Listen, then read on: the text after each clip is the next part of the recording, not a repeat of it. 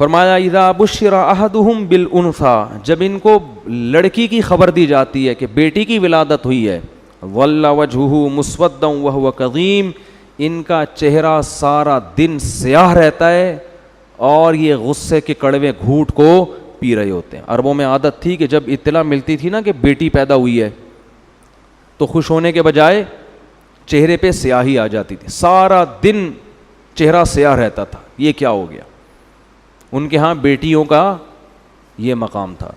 یتوارا من القوم من سوء ما بشر بہ، فرمایا جو اسے خوشخبری دی گئی ہے نا بچی کی، اس کی برائی کا اس کے چہرے پہ ایسا اثر، اور وہ اتنی ذلت محسوس کرتا تھا کہ یتوارا من القوم، سارا دن اپنی قوم سے منہ چھپاتا تھا، سارا دن اپنی قوم سے منہ چھپاتا تھا۔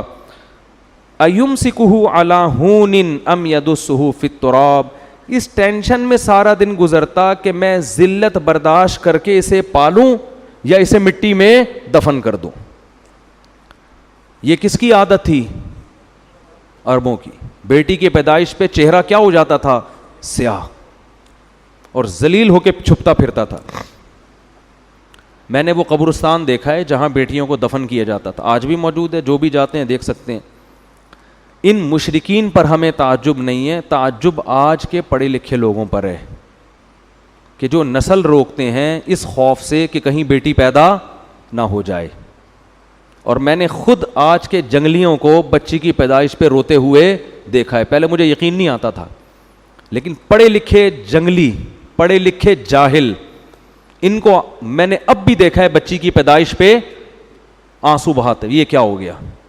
میں ایک دفعہ ہسپتال میں بیٹھا ہوں تو سامنے کوئی خاتون رو رہی ہیں، اور وہ بیٹا ان کا پینٹ شرٹ میں، لگ رہا تھا کوئی ایجوکیٹڈ فیملی ہے، وہ بھی بیچارہ پریشان، منہ ایسا نا اس کا جھکا ہوا، رو تو نہیں رہا تھا لیکن منہ پہ یہی کیفیت تھی جو یہاں قرآن بیان کر رہا ہے، چہرے پر کیا ہے؟ ذلت۔ تو ماں اس کو تسلی دے رہی ہے، اور رشتہ دار کہہ رہے ہیں بھائی ہائے بیچارے کا منہ اتر گیا، پہلے بھی بیٹی ہوئی تھی اب بھی کیا ہو گئی؟ بیٹی۔ اس سے پتہ چلتا ہے کہ یہ لوگ خدا پر ایمان نہیں رکھتے، ان کو کوئی ضرورت نہیں ہے اپنے آپ کو مسلمان کہیں، شناختی کارڈ میں تمہاری نمازوں کی اللہ کو کوئی ضرورت نہیں ہے۔ سب سے پہلے اللہ دیکھتا ہے کہ تمہارا اللہ پر ایمان اور توکل کتنا ہے۔ بیٹی کس نے دی ہے؟ تیری ماں بھی تو کسی کی بیٹی ہے نا جس نے تمہیں جنا ہے، وہ نہ ہوتی تو تم پیدا ہوتے؟ تو یہ بڑی جب اللہ ختم نہ آپ کی ڈکشنری سے، تو پھر بہت بڑی درندے بنو گے، یہ بتا دوں، بہت بڑی درندے۔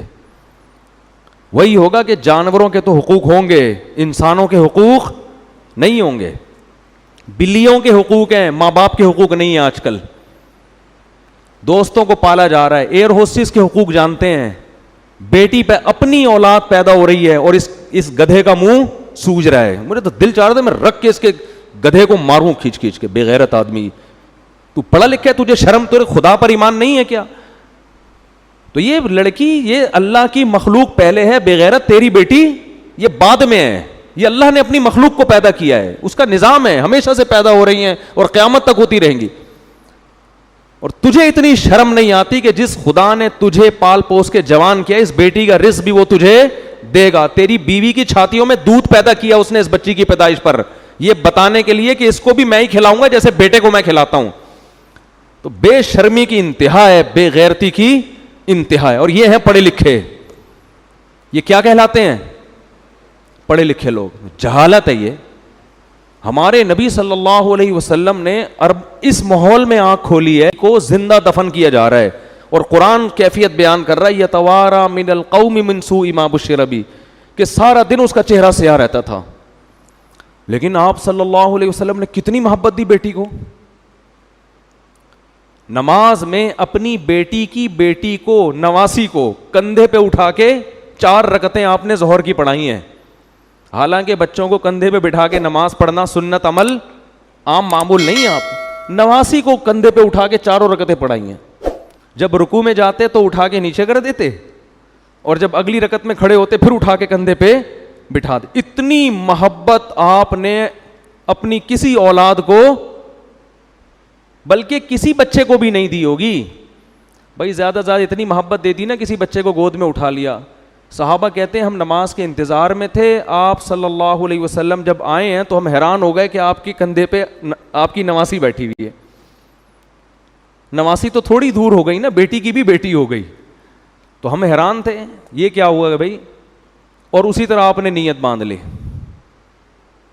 ہے بھائی, سید الانبیاء ہیں اور نواسی کو کندھے پہ بٹھا کے نماز پڑھا رہے ہیں, پیچھے ابو بکر, عمر, عثمان, علی جیسے لوگ کھڑے ہوئے ہیں, اتنی مبارک محفل.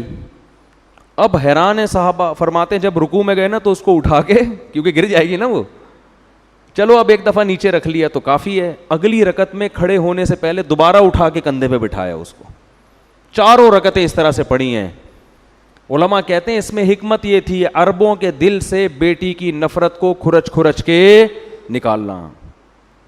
اتنا پروٹوکول تو حسن حسین کو بھی نہیں دیا آپ صلی اللہ علیہ وسلم نے, ان کو بھی کندھے پہ بٹھایا ہے, خطبے میں گود میں اٹھایا ہے, نماز کندھے پہ بٹھا کے 4 رکعتیں نہیں پڑھائی ہیں. تو کیا کس مذہب سے تمہارا تعلق ہے اور تم منہ بنا رہے ہو؟ بھائی 10 بیٹیاں ہو جائیں, 15 ہو جائیں, 16 ہو جائیں, 20 ہو جائیں, کوئی بات نہیں, اللہ کی نعمت ہے, خوش ہو اللہ کے. اور اللہ بیٹا دے کے اس کو نافرمان بنا دے, تمہارے سر پہ جوتے لگا رہا ہو, وہ اچھا لگے گا پھر؟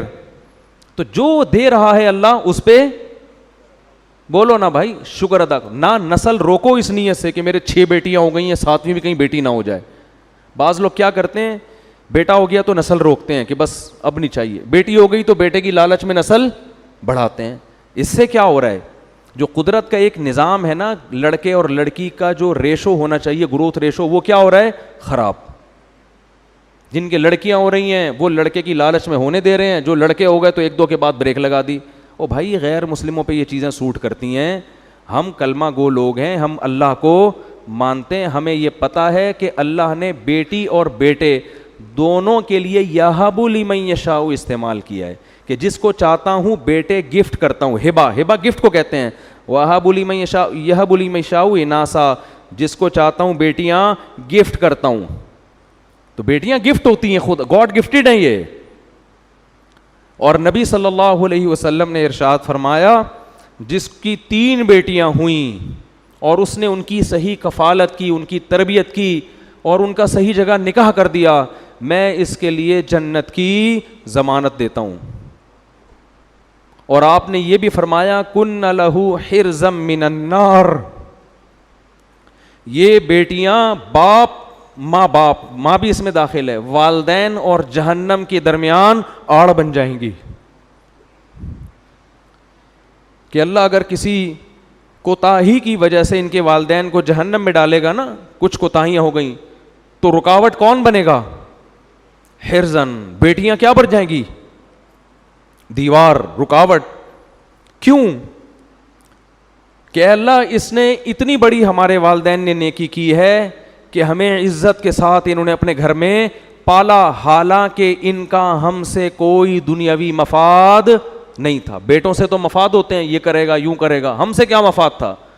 ہمیں تو رخصت کرنا تھا انہوں نے سسرال, تو وہ اپنی اس احسان کا واسطہ دیں گی.